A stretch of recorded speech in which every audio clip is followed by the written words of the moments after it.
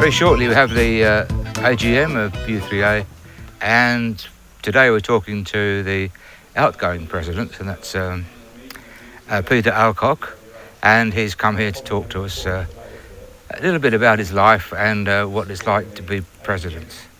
Now, you're from a farming family, Peter, and whereabouts was that farming family, and how many years ago roughly was it?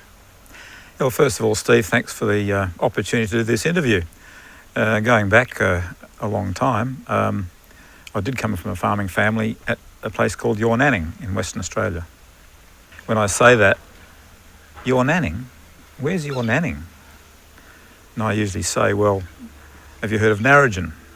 It's not that far from Narrogin. It's not that far from Dryandra, so you get the picture. I think you had thoughts about doing some other course, geology, was it? Yeah, I guess when I left school there, I just couldn't wait to leave town. It was one of those things, you just, country town, country life, everything was greener somewhere else, and I couldn't wait to really get out of the place, really. So I had the opportunity of going to university and studied geology there, yeah.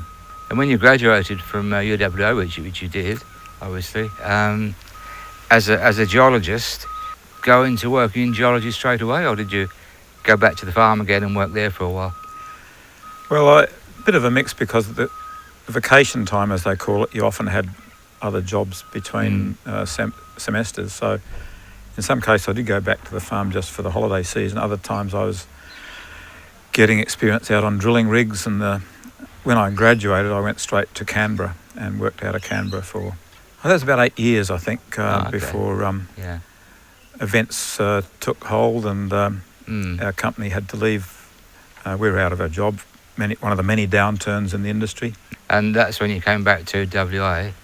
No, we just sold up everything we had, converted it. I had a young family by then, and converted all our worldly wealth into some round-the-world tickets, and we just became gypsies as a family for a couple of years. Which direction did you head off in?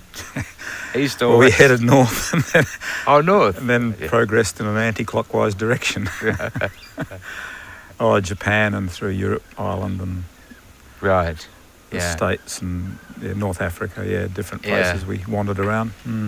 There wasn't any great plan apart from leaving the country. You decided to... well, it was a bit of a plan, actually, but the plan was to get some world experience on mining and getting into mine consulting. But the plan never came to fruition at all. We just liked the travelling and found it a lot cheaper to travel than we thought, so we just kept doing it, and visited a lot of mines incidentally, but it didn't lead to any long-lasting employment.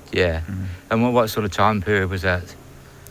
This was through 75 and 76. Had you had some experiences on that trip which you'd remember for the rest of your life? Many experiences. We had wonderful time. We got into trouble here and there, which was quite memorable.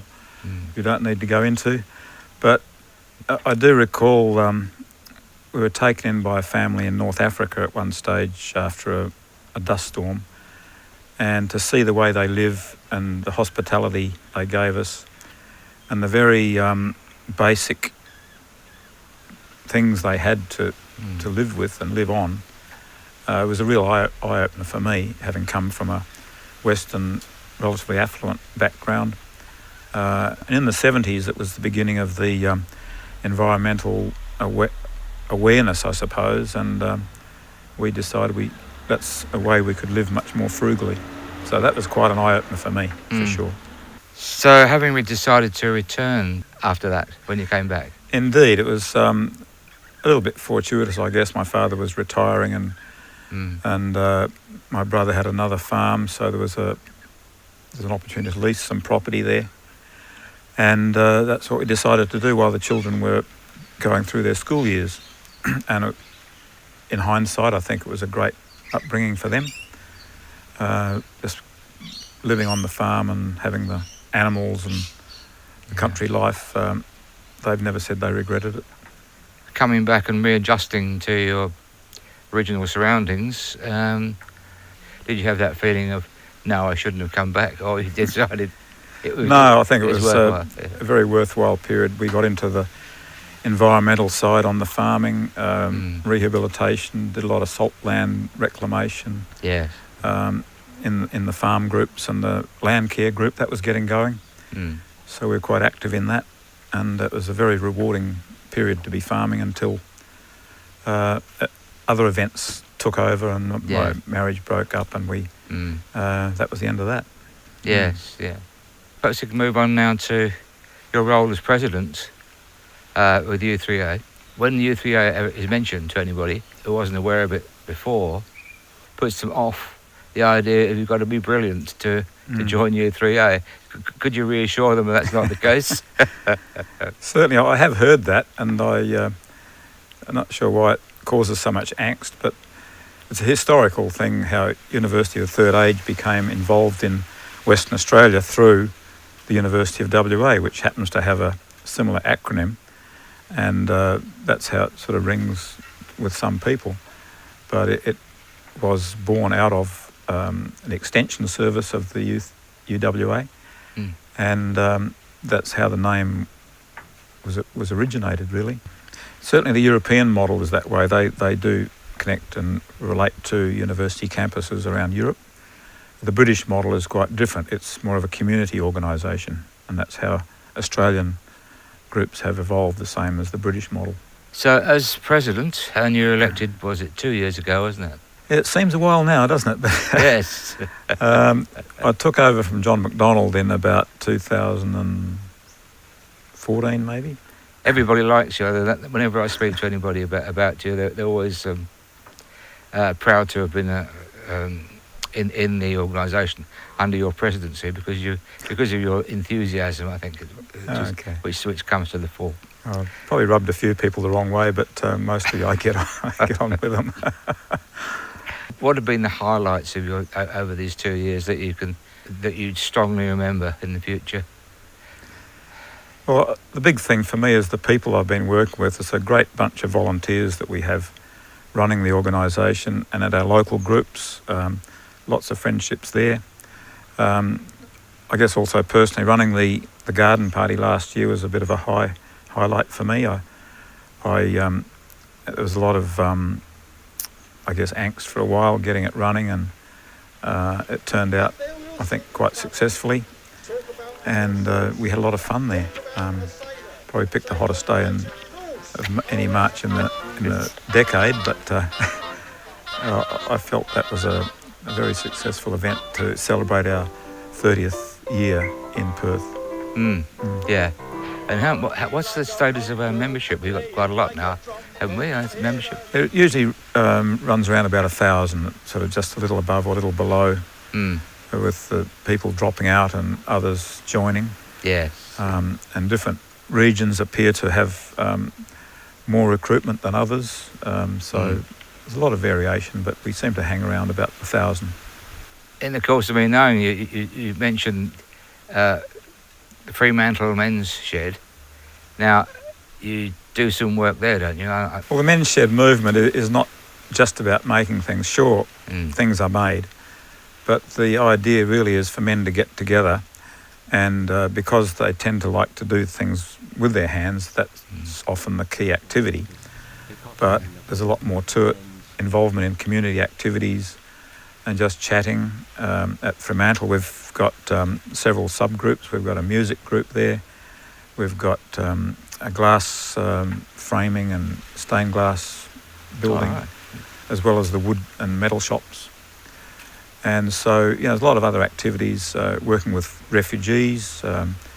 We have teaching women that want to learn skills, trade skills. Some of the kids off the streets that are perhaps doing community service, and they get brought along to be taught skills and have another activity, because it's the activity that really bonds the groups together. It's not just about making stuff. Now, another thing that I know you do is you get your passport and you go across the water to Rottnest Island. And what do you do there? Well, this is the Rottnest Voluntary Guides, which I joined about 2011. It's quite a serious training course. I didn't realise that at the time. I sort of had second thoughts, but you do about a 12-week training course. Right. to become a guide at Rottnest. And they're just a fantastic group of people too. We have a lot of fun over there. You meet lots of international visitors, and now I'm involved in the training over there, so I get to meet all the new guides, and you learn something new about Rottnest pretty much every time you go there. And especially with the training guides, you have to be on your toes, because they go and do all their research and pick you up if you get something out of kilter. It used to be known for no cars, almost. Yeah, Is that well, still the case? It's very much a bicycle for all the tourists. So the increasing number of cars with the services there. But it's always, in the sailing days, it was known as the brick on the doorstep of Fremantle. The brick on the doorstep, it was in one way a welcoming sight for the sailors coming here, but it was very treacherous because many of them tripped up on it and ships were wrecked. Another group that you belong to, the U3A film group. And what do they do? You're a member of that? Well, there's a group of guys that just meet on a regular basis, chew the fat and occasionally make films, and have a lot of fun doing it. We have a script writer, we have directors, we have editors, we have all sorts of people that do pretty much everything. It started out from, I think, 2013. About 10 of us did a course down at Fremantle Television Institute, and that evolved into the group that we have today, the film group. And I'd like to see it extend a bit further. I'd like to see more people involved. I'd like to see more product being produced, and I understand that this could be part of that production. You're also in the U3A choir. Oh yeah. And you exercise your larynx occasionally when you come along to that. Have you always been a singer, or just did that just strike you as something? That's a good idea. I'll go along and sing.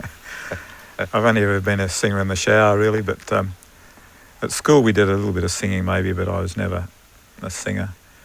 But I like the idea of singing. I like the feeling of singing, and I like that idea where you challenge yourself, particularly the way our current music director's challenging us to learn new techniques, learn new skills, get the timing right, get the sort of separate the different groups, and they're quite mentally challenging, I think.